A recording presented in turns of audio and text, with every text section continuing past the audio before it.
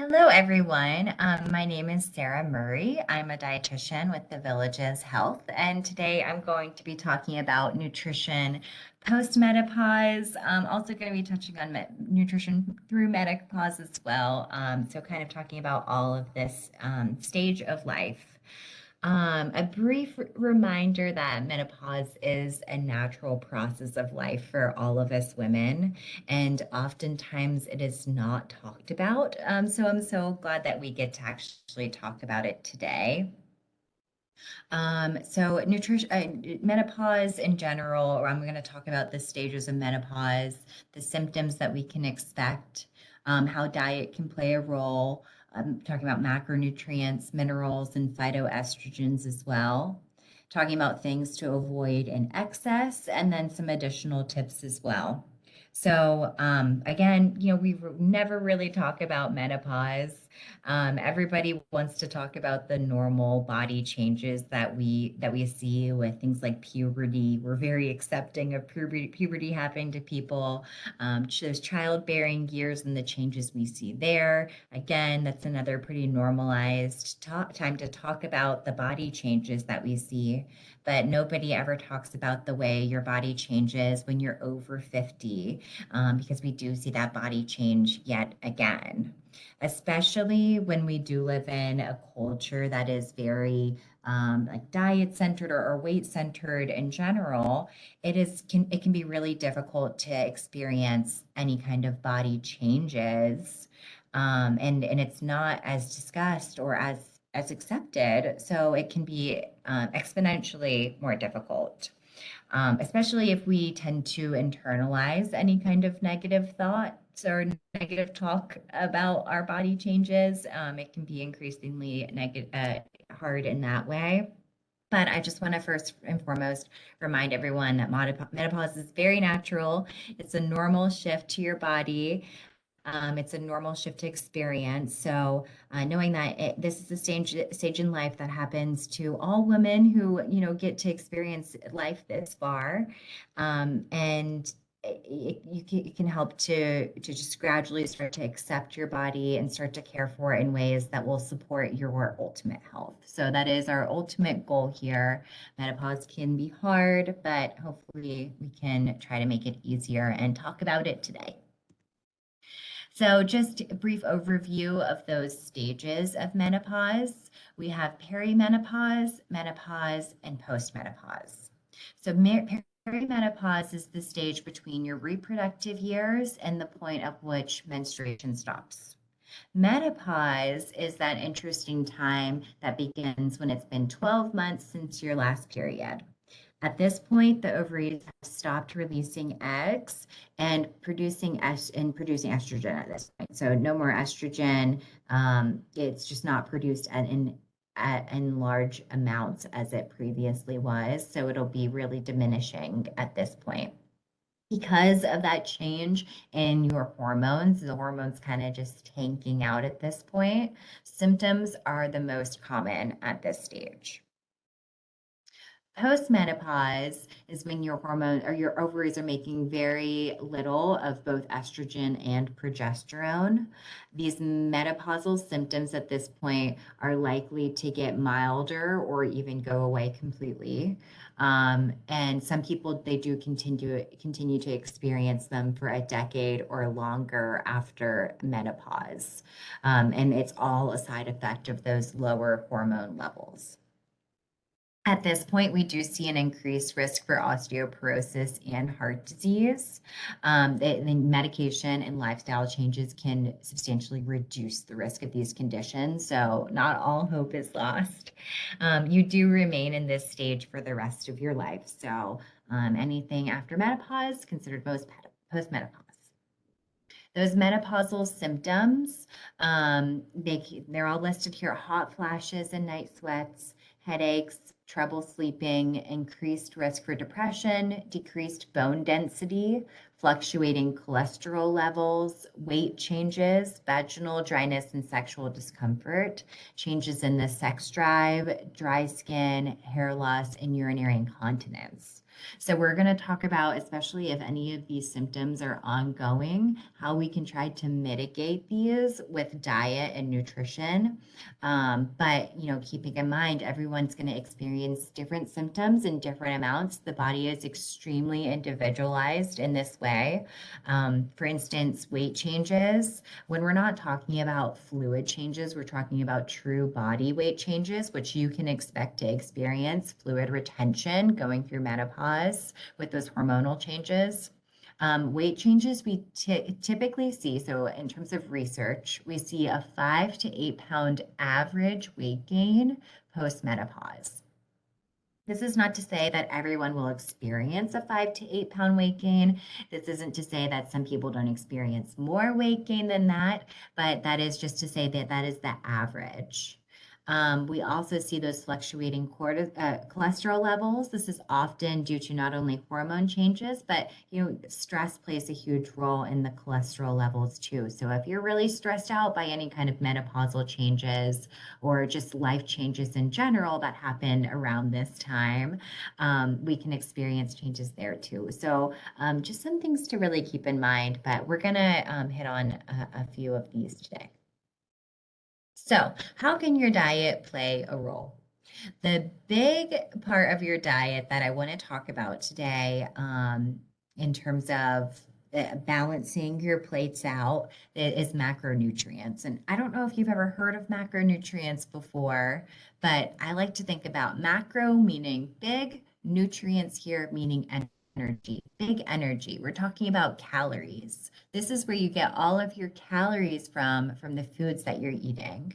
We also get calories from alcohol, but we can touch on that a little bit more later. The macronutrients that we have are carbohydrates, proteins, and fats. Oops, sorry.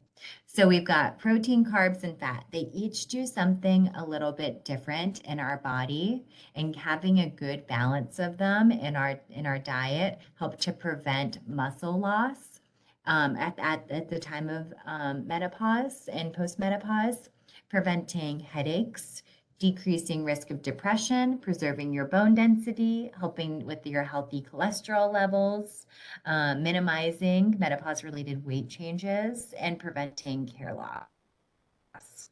So protein, I like to keep in mind, is a really slow absorbing macronutrient. It stays in your stomach for about 4 to 6 hours. So we can expect to see a really nice steady energy release over 4 to 6 hours when we eat something with protein. It also, in turn, gives us a steady blood sugar rise and fall, which is really important for keeping your hormones regulated. We've got carbohydrates. Carbohydrates are quick absorbing energy. We can think of them as giving us a big bolt of energy, whether it's in the form of sugary foods, fruit, breads, starchy foods like potato, corn, peas. These give us quick energy. And that's because they only stay in your stomach for about an hour or two. So an hour or two, we get a big bolt of energy. Fat is a little bit of a curveball.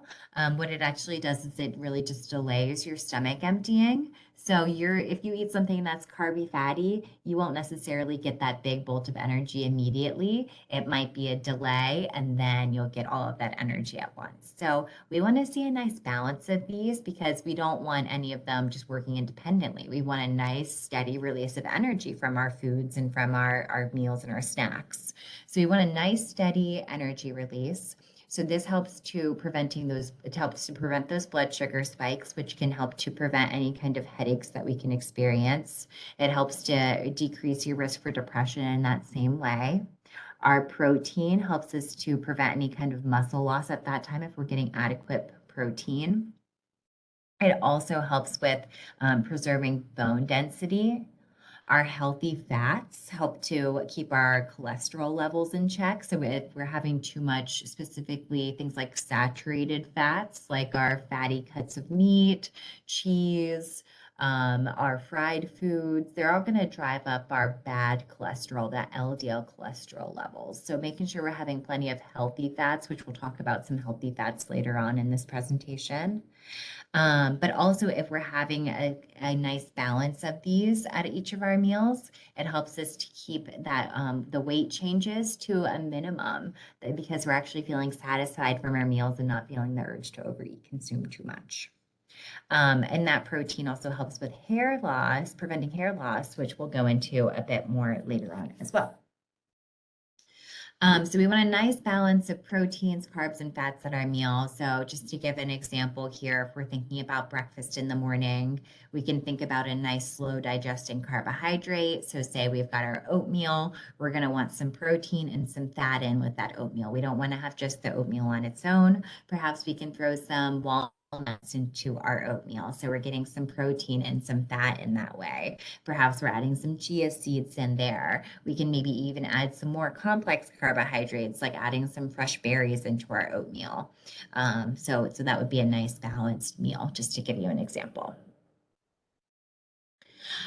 Keeping in mind bone health here too. So our bone density can decrease at this time in our life. So it's really important to try to prevent any kind of frailty and making sure that we're having adequate amounts of calcium and vitamin D and vitamin K, which we'll go into a bit later on as well. So ideas of how much. Calcium, we want about 1,200 milligrams daily for women, for the women 51 and over. Vitamin D, it's at least 600 IUs, that's international units, or 15 micrograms daily to properly absorb the calcium that you're eating. So you may need more, and many people are on much more and higher doses of vitamin D than that 600 IUs daily. So just something to keep in mind, your doctor will likely check your vitamin D serum content when they do your blood work, and they can determine if you're going to need more vitamin D than what you're eating, and they would likely supplement you at that point. So thinking about our calcium. Calcium, we often think of as our dairy products. There's plenty of calcium in our dairy products, our milks, our cheeses, our yogurts. Typically, our non-dairy dairy products. So if we think about like a non-dairy milk, like an almond milk, or even like a soy milk, it's typically going to be fortified with calcium as well. So you'll see it in like your tofu, your soy milk, your almond milks, rice milk, things like that. We also have it naturally in some of our non-dairy sources, like our nuts and our seeds, our beans, our lentils, broccoli and green leafy vegetables, like bok choy and collard greens. So thinking about when was the last time I had bok choy? When was the last time I've eaten nuts or seeds, beans and lentils? Are these things that I'm getting every single day, or are they coming in more rare? Canned fish that have bones in them are also a good source of calcium. So it needs to have the bones in there to be the good source of calcium. Are you eating that? Is that something you even like? So we need to make sure you're getting adequate calcium. Fortified foods like fortified juices and cereals are out there too, and quite a great source of calcium. But tofu is another fortified source. So we're going to go into tofu a bit more later, but just to kind of give you a preview there, it also is a good source of calcium.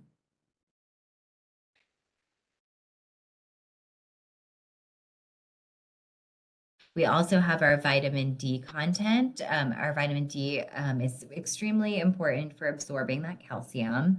So we like to think about it as the sunshine vitamin because it helps our body to convert, our body can convert, I'm sorry, that sunlight into vitamin D, and the sun actually, it converts it to the active form.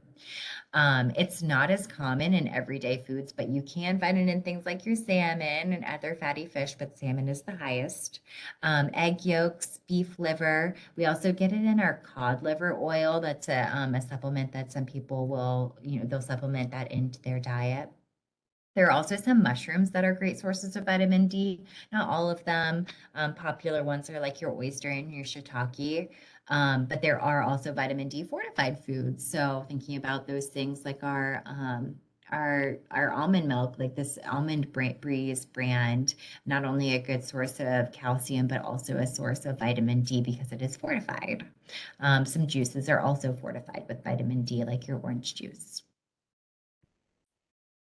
Vitamin K, like I briefly mentioned earlier, it's also really important for our bone health because it actually helps with that bone mineralization. So really important and often overlooked. K2 is just really excellent for that bone health.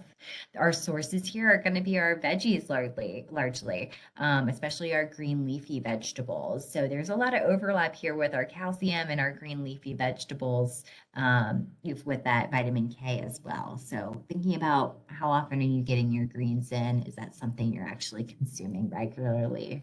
Of course, we do see some contraindications with vitamin K if you're on something like Coumadin, but if not, certainly want to make sure that we're getting adequate amounts. And honestly, when you're on Coumadin, you still need that vitamin K. We just want to be able to optimize your Coumadin therapy for how much vitamin K you're eating. So consistency is key. Hair health is really important. So when we think about our hair as we get older, our body is not as good as we get older at absorbing nutrients or synthesizing them quite as well when we're younger. So our hair can actually take a toll there. So thinking about what kind of things are essential for keeping our hair nice and shiny and thick and luminous like we love. So thinking about things like collagen. Collagen foods are going to be things like bone broth, but you can also get hydrolyzed collagen powder, which you would supplement into your foods. A lot of people will mix it into their coffee or they'll put it into like a protein shake or something. I also want to point out here too, especially if you're experiencing any kind of menopause related weight changes, oftentimes this is a time in your life that if you haven't before, you're going to think about how you can cut back on your portions or cut back on, the volume of food that you're eating. So if you're eating less, you're naturally going to be giving yourself less of these nutrients here, less amino acids because you're maybe eating less protein, less vitamin C, less zinc, less copper, less collagen in general. So if you're cutting back on your food consumption, you're inherently cutting back on your vitamin and mineral consumption, and that can decrease your hair health as well. So I really want to emphasize making sure you're actually fueling your body with what it needs here. We really want to make sure you're getting adequate nutrients in your life. Amino acids are really important. These are coming from our protein-rich foods because amino acid is a building block of protein. So thinking about your fish, your turkey, your chicken, eggs, beef, and dairy, also beans, nuts, seeds, peas, quinoa. These are excellent plant-based sources of amino acids as well. So making sure you're getting a good variety there. Vitamin C, citrus foods, red and green bell peppers, tomatoes, broccoli, and again, we see greens here. We love our greens. Zinc and copper is another great source, is going to be our protein-rich sources, especially our meats and our shellfish. Nuts, whole grains, and beans are also going to be a great source of zinc and copper. So thinking about how much variety are you actually getting into your diet? Are you only eating these foods at dinner time? Can we start to increase the frequency at lunchtime? Have you been over restricting your food? Think things to think about. Brain health is also really important for as we get older, not only to help to prevent any kind of brain deterioration and helping to support our memory, but also helping to prevent mood swings during that transition time. It's also been omega-3 fatty acids also have been found to help with vaginal dryness and discomfort, really important as we get older. So sources of omega-3 fatty acids, we're looking at the fatty fish. So salmon, mackerel, cod liver oil, which we saw in our vitamin D slide as well. Herring, sardines, and caviar. So how often are you actually getting your fatty fish? Standard recommendation is at least twice a week of getting fatty fish. So thinking about how often are you actually eating it? Nuts and seeds are also sources of omega-3 fatty acids. Our walnuts are actually our highest nut in omega-3 fatty acids. We also get it from our chia seeds and our ground flax seeds. I want to highlight the grinding is really important to getting all of the healthy nutrients in. It can even be helpful to grind those chia seeds to really be able to absorb the omega-3 content there. So I like to grind the chia seeds and grind the flax seeds. Really helps to increase the absorbability of those nutrients and getting the most bang for your buck. Not to mention, they can be kind of expensive. So, we really do want to get as much nourishment as you can from that. So soy and other legumes, they're a unique food that's widely studied for its estrogenic and anti-estrogenic effects on the body. So soy is a phytoestrogen, meaning that it acts like estrogen in the body. There's two different types of phytoestrogens, isoflavonoids and ligands.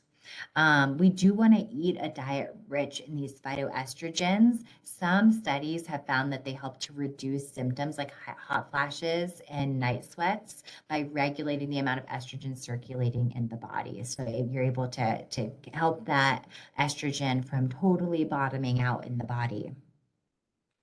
And keeping in mind that some studies present conflicting conclusions about soy, but it's largely due to the wide variation of how soy is studied. So you might hear people saying, I don't eat soy for certain reasons or another, but I will say that the studies are largely conflicting and there hasn't been a vast amount of studies on all of these matters. I'm going to touch on some just because I think it's really important. However, results of recent population studies suggest that soy has either a beneficial or just a neutral effect on various health conditions. So really not a lot of negative effects we see on soy. It is a nutrient-dense source of protein, and it can be safely consumed several times a week, and probably often more. And it's been found to provide like other health benefits as well. So especially when we're using it as a plant-based alternative to things like red meat and processed meat, we're going to see a lot more health benefits here. So just something I really want to keep in mind because it is an excellent plant-based protein. Those isoflavones, they have been used as a popular alternative for treatment, for an alternate treatment for hormone replacement therapy. But I will say that as of right now, the research is not clearly supporting it. I will say they're always coming out with new hormone replacement therapies and hormone replacement studies. So I just want to say, refer to your doctor when it comes to hormone replacement therapies. In theory, they do help to, you would think that they do help to mitigate some of the dwindling estrogenic effects, and some studies do actually promote that. Um, so they are also found in things like our flaxseed, edamame, which is soybeans, other legumes like your chickpeas, certain fruits like currants and raisins. They're also seen to have the phytoestrogens, and then tofu, soybeans.